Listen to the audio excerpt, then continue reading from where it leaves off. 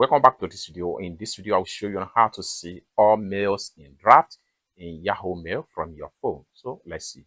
But before we dive into the tutorial, if you find this tutorial useful and you are following into this channel, remember click on that subscribe, turn on the notification bell for more useful tutorial like this. So with that being said, let's get started.